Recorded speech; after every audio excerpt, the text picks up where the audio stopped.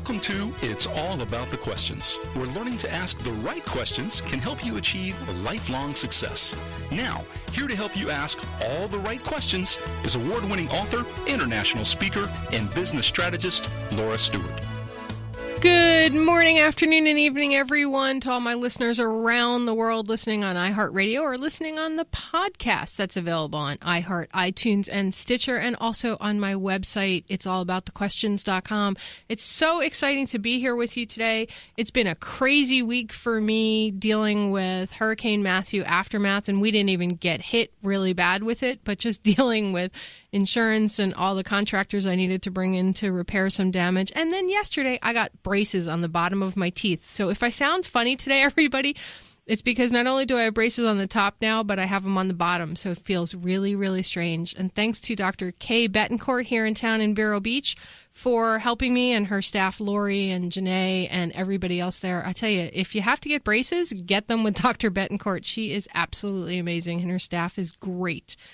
Now, getting to today's show, this is a topic that I've wanted to have on my show since I started the show, actually. It's about real estate investing, and everybody always talks about how you should invest in real estate and you can make real money in real estate. I'm addicted to every HGTV show that talks about real estate, flipping, and all that other stuff, but there's a lot more to know than just get a rental property and rent it out. So my guest today is Kathy Fettke. She's the co-founder of this incredible company that I just think is really, really neat. And it's called Real Wealth Network. And they even have the Real Wealth Foundation where they donate money to charities. And she specializes in teaching people how to build multi-million-dollar real estate portfolios through creative financing and planning. She's passionate about making sure that people learn from mistakes other people have made. She is a frequent guest on CNN, CNBC, Fox News, NPR, other places. And now she is here with me today. So thank you, Kathy, for being on the show. Oh, thanks for having me. It's exciting. And you work with your husband as well, right? He's in the business? I do. He's my co-CEO. That's not easy. I mean, a lot of people on my show wonder how somebody can have a business and have a family and have a husband and wife working together and have it go okay. So I just want to say kudos to the two of you, because I'm twice divorced. We try to keep everything separate, so we're not overlapping. So you guys handle different parts of the business? Exactly, and then we just work together and brainstorm together, but we're responsible for our own parts of it. So it's much better that way. You don't want to be overlapping, in my opinion, if you're married. Yeah, it's just another area of possible not getting alongness. Exactly. That's the technical term for it, by the way. So Kathy, how did you get involved with doing real estate investing on the scale that you're doing? I mean, it's not, the Barbara Corcorans and all of these bigger companies that do it, but you're making it alive for real people, which is very different. That's what I'm trying to do. I really started out of desperation. My husband was told that he had 6 months to live when they found out he had melanoma and thought it spread. And the doctor was wrong, and he's fine. But at the time, I had to figure out how to, take his place financially. I never thought that he would. I didn't think the doctor was right, but I also knew that we had. Sorry, there's an echo. I don't know if you hear it. I do not hear the echo, but something did just change while we were talking. It was fine, and then all of a sudden your sound went completely different. And Sean, the amazing engineer producer I have, is trying to play some stuff on his end. Okay. Can you still hearing the echo really bad on your end? I am, but I'll just not hold the phone to my ear. Okay, there you go. And then at the break, you can hang up and call back in, and maybe we can get a new circuit. Okay, sounds good. All right. So, yeah, it was desperation. I wanted him to take the time to get healthy, and if the doctor was right for him live his life, so I needed to take over the finances. And I had a radio show at the time called The Edge, but I changed it to the Real Wealth Show because I wanted the real information on how people could create passive income, because I wanted to stay home with my children and raise them and not be gone all day. So I had to figure out a way. And after interviewing lots of successful people, I discovered that real estate was a way to create passive income, and I got hooked. You know, my mom and dad bought a condo down here in Florida at Grand Harbor, and my dad passed away 6 years ago, and Mom hopes to eventually get back into her place, and we're going back and forth. We're not renting it. It's there. It's still her primary residence. But I sit here and I go, there's got to be a way to leverage that. But there's so many things that you need to understand, right, before you start rental properties. It's not just, go rent it out, right? Or is it? Absolutely. Bloomberg just did an article on how baby boomers are using rental property as their new retirement plan, and that's, of course, been what we've been teaching people for years now, is how to do that, just one house at a time, and sometimes these houses are little $50,000, $60,000 houses. Those are harder to find these days, but you don't have to be wealthy to get started, and so we've been teaching that. But when Bloomberg comes out with an article, it does scare me a little, because I think people are going to jump in and try something they don't really understand. You do need education. You in Florida and me here in California, we've seen people make a lot of money and lose a fortune. They've made money and lost it all in these, if they didn't understand one very important thing, and that's market timing. So that is one of the things we focus on at Real Wealth Network, is helping people understand market timing so you never get caught like people did in 2009, just having lost everything. Okay, so talk to me about market timing. What exactly does that mean? How do you define market timing? Well, it basically means you do the opposite of what everybody does, which is time it wrong. So the smart money goes in when deals make sense, when prices are low, when cash flows are high, when they can improve properties. It's the same in the stock market. The smart money goes in early because they see the trends. But then, as more and more people follow the smart money, well, then prices tend to go up. And after prices have peaked, that's when the general population jumps in, when it's already too late.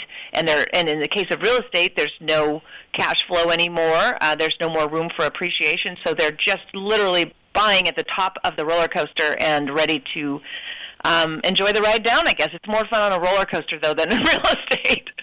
So are there signs that people need to be looking out for to know? Absolutely. There's so many signs, and people don't know what to look for. I teach this all the time. I speak all around the country.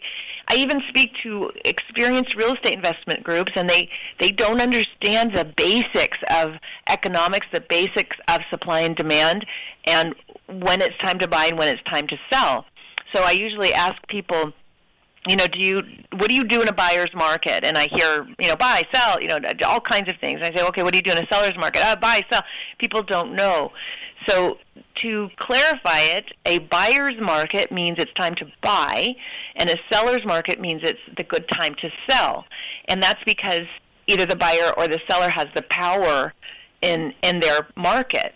And the way you know it's a buyer's market is when there's lots of inventory. It's just the supply-demand thing. There's more supply than demand, and when there's more supply, that means buyers have their choice, and so sellers have to fix properties up. They have to make them nice. They have to lower prices. The buyer can negotiate and bargain. And the opposite is true in a seller's market. That's when the seller has the power. It's this opposite supply-demand issue. There's not enough supply and lots of demand, and all that demand drives prices up because there's just not enough. And so you have to know which cycle you're in. Now, you can make money in a seller's market if you get in early, but if you get in at the end, like today in some markets, you're paying top dollar, and it's not going to go up any higher. It almost sounds like a catch-22, though, because say you've been buying properties, and then you're at the point where you go, you know what, it's a seller's market, let me sell some of my properties. How do you know as an investor whether you should hang on to your property for, say, rental income or let loose? I mean, I know we talked about supply and demand, but I would think that one of the questions an investor would make is, do I sell during this seller's market or wait, or I'm going more long-term with my investments? Yeah, absolutely. And, there are high sales costs when it comes to real estate. So you don't want to be going in and out of real estate if you're a buy and hold investor. If you're a flipper and you're buying property simply to sell it, obviously that's different. But if you're a buy and hold investor, your intention should be to hold it. And the only reason you would sell it is if you could dramatically change your life. So, let me give you an example. This is what I deal with daily, and, you're seeing it in Florida as well. We're in California, so people maybe bought properties that made sense maybe 4 years ago. Not a lot of sense, but made more sense than today. So they maybe cash flowed a little bit. They weren't negative cash flow, which is a good thing in California. Yeah. But in that time frame, if you let's say you bought a condo in Walnut Creek for $300,000 and it's worth $600,000 today. And so let's say you're making about $2,000 a month in gross income on that property, and that's okay. It's just paying for itself. Now, you have the option to sell that property for twice what you paid and 1031 exchange it, deferring all your taxes, so you don't have to pay them now. This is, Trump exposed the kind of tax benefits real estate investors have. You could be making $6,000 a month instead of $2,000. Now, I just spoke with somebody who bought a Mountain View condo. This is California dollars, but bought it for about, like I said, $400,000. It's worth $800,000, maybe even $1 million today, because Mountain View's across from Google. It's a hot market, and she brings in about $3,000 a month. I said, how would you like to bring in $10,000 a month? Because you could, if you sold that property and bought higher cash flow properties in better markets. And she just looked at me and said, if I did that, I could quit my job.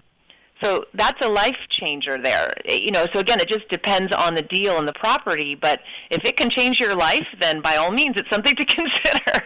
So it's a matter of, Kathy, understanding math. Yes, Part the of numbers tell you what Yeah. to do. Yep. And if you don't understand the math, then you need to get surrounded by people like yourself and your husband who help you understand the math to know, okay, here's what you're getting currently. Here's where you need to go. I watched one of the shows on HGTV, Income Property, and, the guy helps people renovate like an income property. And he goes, well, if you do this, you can get X amount. But if you do this, you can, you see the big incremental increase. But for somebody that is afraid to delve into the math because they have that fear of it and the financial thing, who else do they need to surround themselves with to make sure they're making good choices? Well, you just can't jump into real estate blindly, and so many people do. I'm not sure why. Either maybe they went to a boot camp or they saw the house next door was for sale and thought, well, I made a bunch of money on my house, so I'll buy that one. That actually happened to my family. Family members bought the house next door, refinanced their home to do it, ended up timing it terribly, and lost both homes. So you can't just jump into real estate. It's a high-priced item, but because we can walk into a bank and put only 20% down and the bank puts up the rest, a lot of times people think that it's easy. But you just have to understand, okay, if I buy this house as a rental, so first and foremost, you need to know your exit strategy. What are you trying to do? Are you trying to flip it? Are you trying to rent it? Don't just buy it with no plan. And if you're trying to rent it out, then you need to know what that rental demand is for the area, what the actual rents are. Never believe a real estate agent when they quote you rents, because they are not a property manager. That's not what they do. They're in the business of selling you property. They're not in the business of renting it ongoing. So you want to talk to a property manager to get the real scoop on what it will rent for. So there's all kinds of things. I have a full checklist on our website, but also in my book that helps people make sure to ask the right questions. And I'm all about the questions. So why don't you say your website, because I've been cruising around there quite a bit lately, and you really do have amazing resources on there. And what is it, Real Wealth? Yep, Real Wealth realwealthnetwork.com, real like real estate, wealth like your money, and network as in the network. We provide you of experts nationwide to help you build your cash flow portfolio in the best markets, the markets that are just poised for growth, just at the beginning of their boom cycle, not at the top. Now, I haven't had a chance to read your book yet because real estate investing is not something I've been in, and normally I read people's books, but I wanted to go in a different direction than just your book. What's your book title? It's called Retire Rich with Rentals, and you can get it on Amazon, Retire Rich with Rentals, and it's such an easy read. I mean, I've had teenagers say that they read it on an airplane ride and loved it and were addicted and want to buy, real estate. So I really simplify, but mostly I will keep you out of trouble because there's a checklist on there, and you'll know exactly the right questions to ask after you read that. It's a quick, easy read. Okay, so talk about getting into trouble. I have a friend who lives in the Carolinas. They have property in both South Carolina and North Carolina, and they have a friend who has 40 investment rental properties that he rents out to veterans to help them out and everything like that. Didn't have flood insurance. Houses got pretty devastated from Hurricane Matthew. To me, that's a warning sign. They're not even sure he's going to be able to rebuild those houses or repair a lot of them. So what are some things that, 40 houses, that's a lot of rental income out there, but no flood insurance when you're in a flood area? I mean, that's a cautionary tale to me. What can you give us some tips for people who currently have rental properties of things that they want to make sure they have? I know you said your checklist, but give us a couple of things. Well, I mean, you just said it. You've got to know the basics. One of the things that real estate offers is protection in all kinds of ways and forms that you wouldn't get in the stock market. You can't insure your stock portfolio, Wish we could. against a crash, but you can insure your property against natural disaster. And so, let me give you an example. This woman I talked to in Mountain View who has this now $1 million condo, hello, it's time to sell, right? It's $1 million condo. It doesn't make sense. And so, I had to look at her and say, do you have earthquake insurance on that? No, of course not. It's terribly expensive. Well, then why would you have your entire nest egg in one asset that is in an earthquake zone and not have insurance on it? That's insane. So, to explain to her, look, you could sell that, and I could easily help her get into 10 properties, 20 if she financed. And I know that sounds overwhelming, but I would never have those all in the same region. The whole point would be to diversify. I would have her have 5 properties and so 4 sets of 5 homes in different areas. Now, again, I know that sounds overwhelming, but when you understand how to treat your real estate like a business and not just a hobby or a guessing game, then you would you would know that how to vet property managers, make sure they're really taking care of your property. I mean, you don't run a business if you have a good business, you don't do all the jobs required in that business. You hire people. So it's the same, but you hire good people. And so if you have properties not near you, then you need to hire good property managers, and we show you how to do that. So that's just one thing. I never have 40 properties in one geographical area that's prone to a certain type of natural disaster that you're not insured for. But I think you pointed out the obvious. Yeah, but I was still shocked. By it because they've said that this gentleman is very astute, but he really wanted to give back to vets, and he couldn't afford flood insurance on all of those properties. And I was talking to a local realtor here about flood insurance. I have it on my home. I'm not in a flood zone, but I'm buying it. It's only a couple $100. It's worth it. The one time you need it, it's well worth it. And she said, if you actually put in a claim for flood insurance because something happened, then you can never get flood insurance on your property again. Wow. I did not know that. I don't know if that's true for all companies, and I highly doubt that's true for all companies because that's what it's there for, is to protect you. And if that's true, I imagine that would be challenged this time around. And I know there's a lot of pressure on the government for insurance companies to provide what they're supposed to be providing, which is coverage. Right. So, Yeah. so the question then becomes, and I know that you have lots of resources around this, Kathy, but you need to find, if you want to diversify, that's what I hear you say, with your real estate. Don't just do it in one area. You need to have a really good insurance person who understands the ins and outs of insurance for homes and properties. Absolutely. You need to, if you can't take care of your home yourself, there is a cost for a property manager. Yeah. Yeah, and so I'm guessing that this person you told me about is an old-time investor, and it's kind of thinking from the past, which is never invest more than, a 30-minute drive from where you live. Now, I am in complete disagreement with that, because maybe within 30 minutes from where you live is not that great. Maybe, like, for me, I live in Southern California. There's nothing here that I would buy. I couldn't. I have to learn how to invest outside of my neighborhood if I want any kind of cash flow. We don't have it here.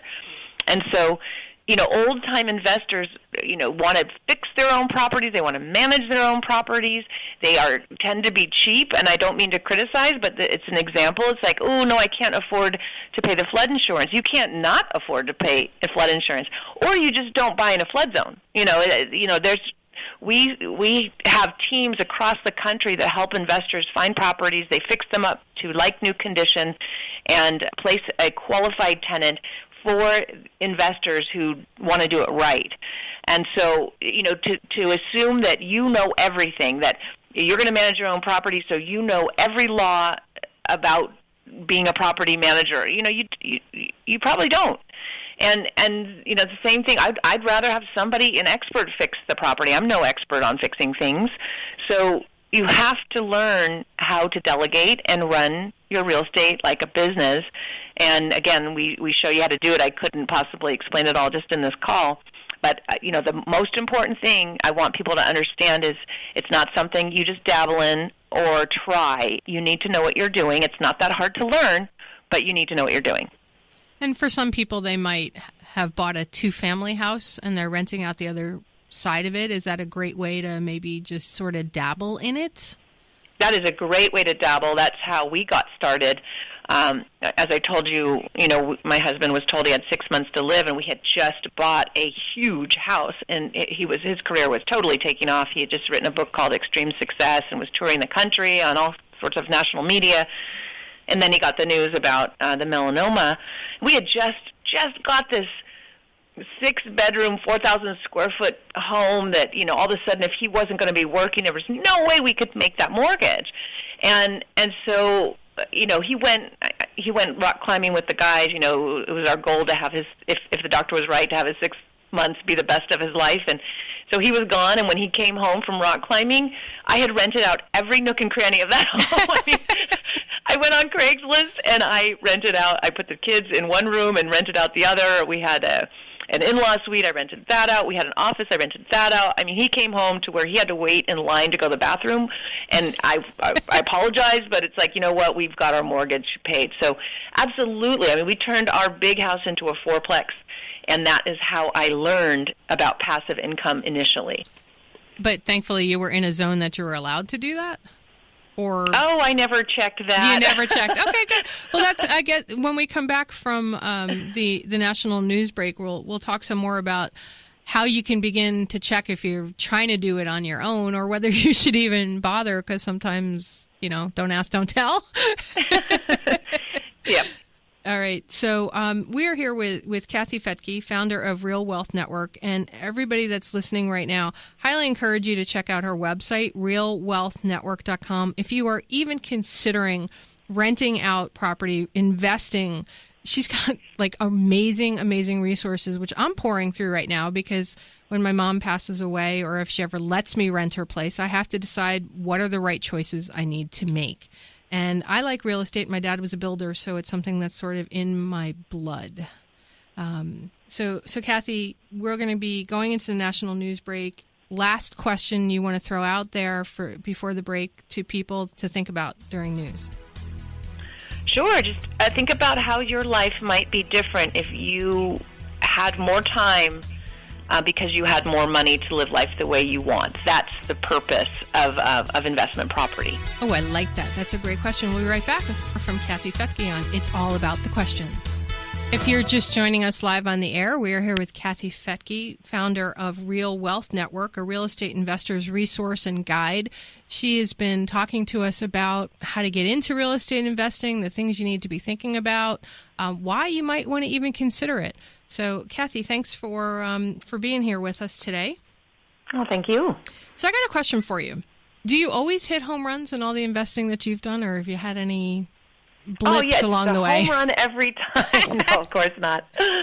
The reason I'm passionate about teaching people is I don't want anyone to experience some of the things that I experienced in my exuberance in the beginning. Because when you learn, some of the things that, again, Donald Trump exposed, which is the unbelievable tax benefits.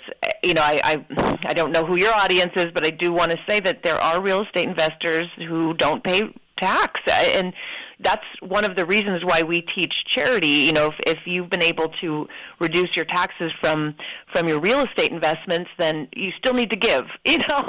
And so we put that and model that with our academy, where 100% of our educational content goes to charity. But so in learning all that's so exciting about real estate, people often jump in, or they listen to gurus and think, okay, this person knows so much, but they don't check their background. Maybe it's somebody famous or somebody with a nice smile and a beautiful silk suit, and they just put down their money and believe everything that guru says, and without doing their research. So I was one of those people, and I was very lucky because we figured it out in time on a lot of the deals.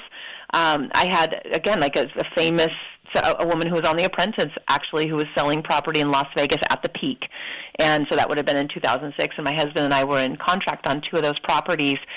And, they didn't cash flow, and they weren't really on the strip. They were just kind of awful properties, actually. But it was at a time, it was a seller's market, like I said, where there wasn't enough inventory, so you get down to the gross stuff, and that's what sells for top dollar. When we almost, and she was pressuring us, this is another thing, if someone's pressuring you, that means that property doesn't have a wait list behind it. That means that it's maybe not that great a property if someone's pressuring you to close. And she was. And so, fortunately, my husband listened to his intuition when I wasn't listening to mine, and we got out of contract. It was just maybe a year later, those properties were worth a fourth of what we would have paid. So we got really lucky on that one, but then we didn't get so lucky on 2 properties we bought in Tennessee, and it was because we got the wrong loan. We got a short-term loan, and I do not recommend short-term balloon notes where you have to pay off the note in 2 years or whatever, because you don't know what financing is going to be available at that time. And so we got construction loans, and instead of getting construction to perm loans that would automatically turn it into a 30-year fixed, we just got the construction loan, and we're going to refi after that. But then the market collapsed. There was no more financing. We already had 14 loans. That's the laws changed to where you could only get 10 investor loans, and there was nothing we could do. We had to give those properties back to the bank, and I kind of lick my wounds here. I was an educator, and I was like, I had to give these properties back and lost our shirts. So, yes, of course I've been there, and that's part of the reason I'm so passionate in teaching others not to do these things. Well, in just that short few minutes, you said tons of terms that I'm sure most of us have no clue what you're talking about. You talked about all these different kinds of loans and those kind of things. So what are, around loans, what are some questions people need to be asking themselves when they're looking to take out a loan on a piece of property, whether it's the one you're going to live in yourself? I would think this applies as well, or something you're planning on investing in.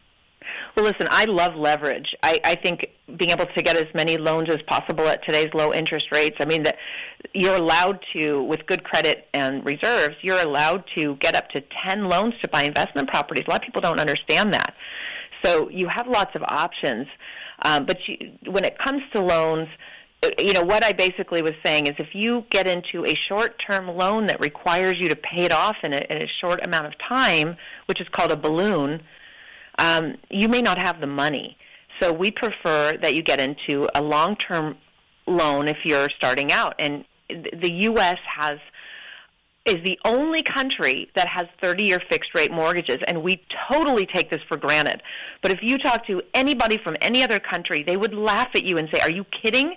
How could any bank possibly make any money lending you at a fixed rate for 30 years? I mean, interest rates today are 4 and 5%. With inflation, the payment that you lock in today for 30 years, the same payment, we're going to have inflation. And so if you have a rental property where rents are going up, but you've got a fixed payment for 30 years, you're going to be cash flowing. So that's a safe, wonderful loan to get, as opposed to a 3-year loan where you have to find new financing in 3 years or sell that property, and the market may not be on your side at that time. It's just risky.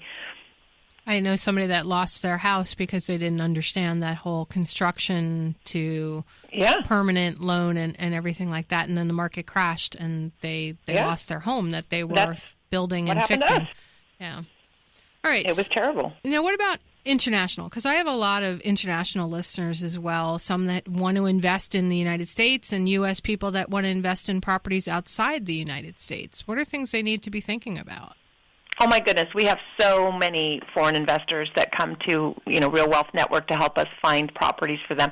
The biggest mistake that foreign investors make is that they go into headline cities because they don't know anything else. They've only heard of San Francisco and L.A. and Seattle and Portland and Denver and Miami. They don't know about cities that are actually have the fundamentals in place.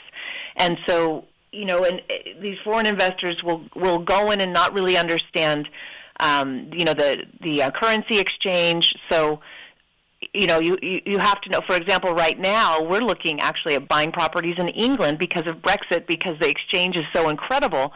You've got to take the exchange rate in consideration, and also understand that maybe the exchange rate isn't on your side on the buy, but it may be on the cash flow, the ongoing performance of that property. So anyway, that's all complicated stuff. But foreign investors need to know the fundamentals as well, and not go into headline cities that have already peaked and don't have cash flow or appreciation. There's kind of no reason to buy in those areas that have hit the top of their performance. You want to get into cities. This is what we do, and the research we provide for free at our website is first and foremost where jobs are going. That's all we care about. Where are the jobs going? Because that's where the people are going, and that's where there's going to be demand for property. And then there's one more factor. The affordability has to be in line. So if there's job growth and population growth like Seattle, but affordability's not there, well, you're not going to cash flow or get equity growth. So that's not a good combo. But if you go to a place like Cleveland where there's job growth and population growth, but massive affordability, well, then there's an upside and cash flow. Are there websites that help people figure out where the jobs are going, or you just use like the U.S. jobs report? There's so many resources that I show in my book, Retire Rich with Rentals, to show. There's many ways to figure out where the jobs are going. One simple way is to just go to the Chamber of Commerce of the city that you're interested in and see what's going on there. When you're in town, you can go to the planning department. We do a lot of this for people so they can have access to our research. Jobs reports helpful as well. Again, there's lots of ways. What you don't want to do is say, let's say a place like Dallas where we know there's massive job growth, but it's in one direction. And so people think, oh, Dallas is hot, and they go into the area that's not hot because it's maybe cheap. And what they didn't research was maybe the crime statistics or, who's living in those neighborhoods, whereas the job growth may be on an hour away on the other side of the city. So even if an area has job growth, you've got to know precisely where those jobs are, because people don't want to commute an hour. They want to be right next to where the job is. Yeah, I would agree with you on that, although I come from the Northeast where commuting was what people did. You got on the train and you went to Manhattan, or you went somewhere and you commuted. That's what it was all about, because there were so many suburban places that were bedroom communities. And I love that about the East Coast. You know, there's a system. I mean, there's trains, and most places don't have that. You know, Dallas for sure doesn't have that. You're in your car. And so, you know, a bunch of investors bought way, way, way, way north without realizing that the infrastructure wasn't in place. They were able to buy cheap houses, and they thought they were in the path of progress, but what they didn't realize is that there was no freeway coming in, and traffic was like a parking lot, and nobody wanted to live there, and certainly not rent. You know, you might deal with traffic if you're going to own the property, but you're not going to if you're going to rent. Where we bought in Dallas was where we knew there was a new freeway coming in that would make the commute 20 minutes instead of an hour. So we bought super cheap. Those properties have tripled in value and have cash flowed tremendously the entire time. So the fourth metric we look at is infrastructure, and cities that are revitalizing and where they're revitalizing and how we can get in front of that. Is there another way other than somebody going in on their own with investing? You know, because I hear everything you're saying and I'm going, wow, there's a lot of financing. And there's a lot of different pieces you need to think about. I know one of the things that you guys have is like a real estate investment sort of club. Mm-hmm. What if somebody doesn't want to go it alone? How do you know if you're going to be a part of a group, if it is a good investment to do it that way? Right. I mean, that's what we created, was a place for busy people to get the information they need. And it started with Rich and I just buying in Dallas. But I had my radio show, so I talk about what I was buying, and our phones would blow up saying, we want to buy that too. And I realized there was a desperate need for a packaging of all this, for it just to be easy for busy people. And so, we basically handed over our system. It's like, okay, we worked with this agent, and we work with this property manager, and this insurance company, and here you go. And then that agent needed to pay us a referral fee out of their commission, so the members of our network didn't have to pay anything. It was coming from the real estate agent, who would just share their commission with us, and because we're licensed real estate agents as well. And then it became even more like, our members are Silicon Valley people. They're busy. They're engineers working 60 hours a week. They don't have time to do anything. So we took it even one step further and had these teams buy the properties, fix them up to like new condition, bring in a qualified tenant, and offer an asset that's already cash flowing and is already done for you. But even that can be too much for some people. So we have syndications, which means they're group projects that are totally and completely passive. You don't have to do anything. Like we together bought an apartment across from Google, where investors each put $50,000 in, and we totally manage that for them, so they don't have to do anything. So there's all kinds of things that there's no reason not to get started. You don't have to have a lot of money. You don't have to. I mean, we prefer that you have enough money for a down payment and you have good credit. But some people don't have anything, but because they get the financial education, they find a way, and it's just a miracle how that happens. I have people who come to our events and have been with us for years, and then that miracle happens when they're ready. They inherit money, or they got a bonus, or they've improved their credit and they're ready to go. And you just got to start with that financial awareness, and then you start to see the opportunity. I like that. It says to me that you want people to succeed. There are many ways for somebody to succeed at this, but they just have to be willing to put the work in to make sure they understand where they're investing. Absolutely.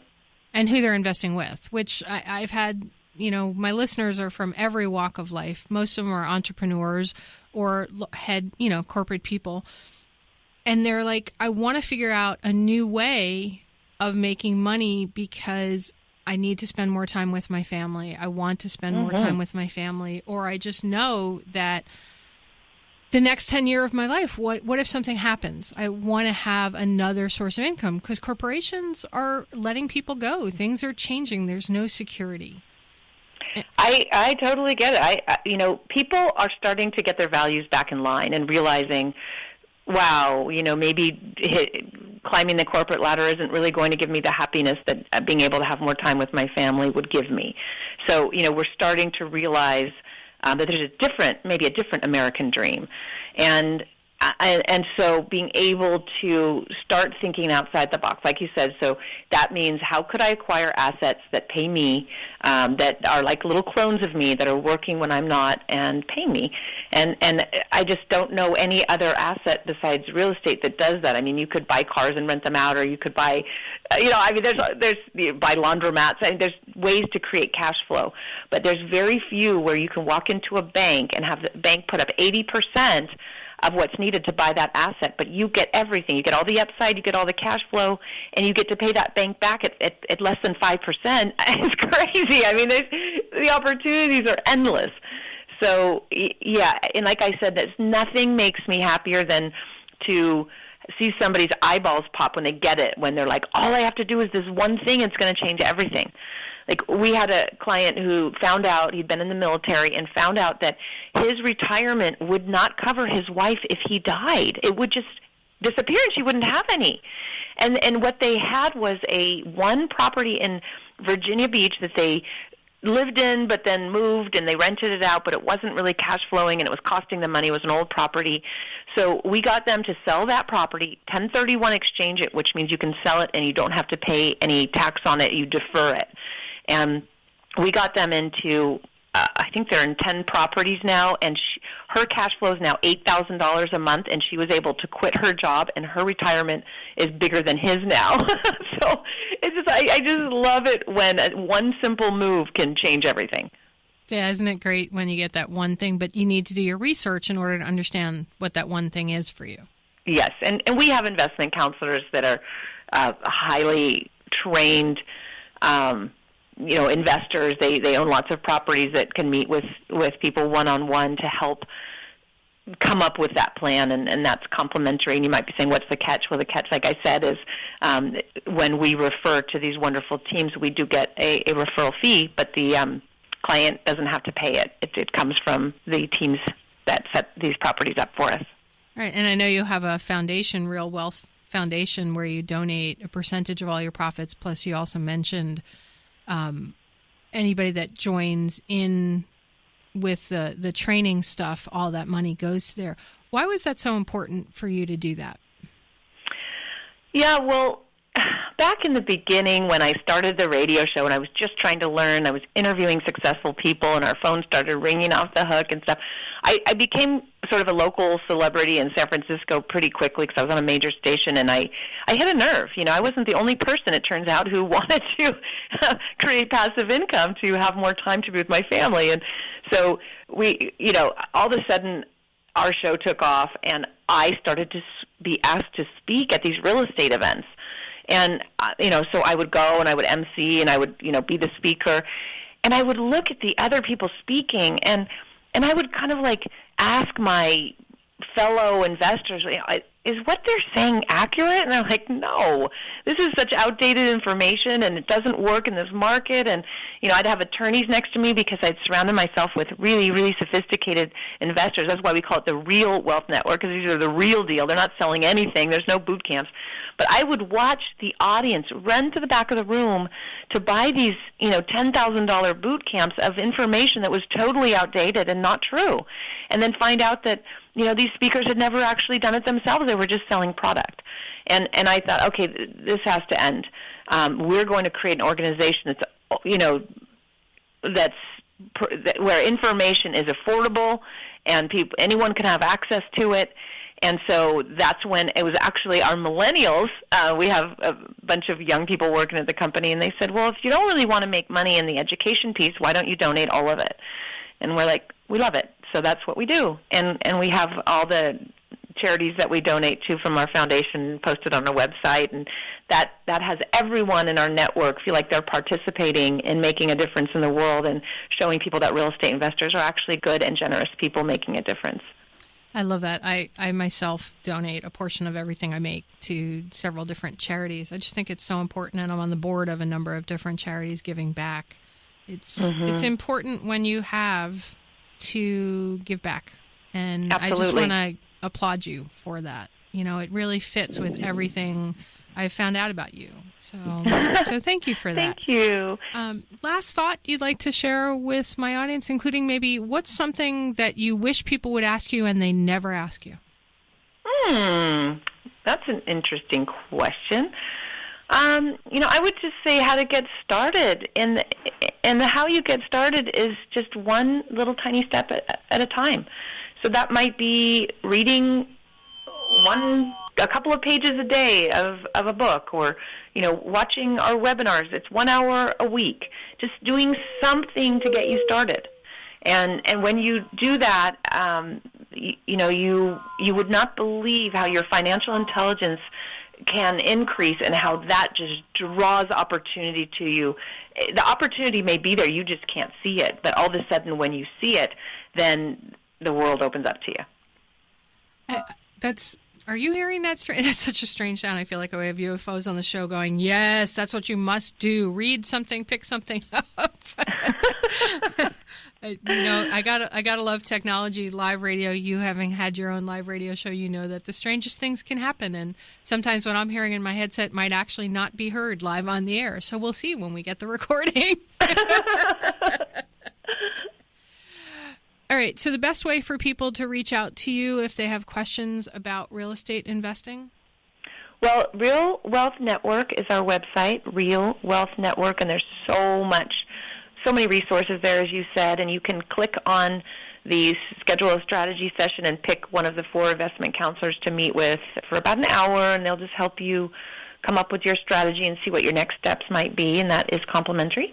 And then if you really geek out, then sign up for the Academy, because we have just so many little modules that teach you how to save on taxes and, get the financing you need and the asset protection and how to, the questions to ask your property manager. That's $10 a month, and all of that goes to charity. So realwealthnetwork.com. And you can get Retire Rich with Rentals on Amazon, and then my show, Real Wealth Show, is on iTunes.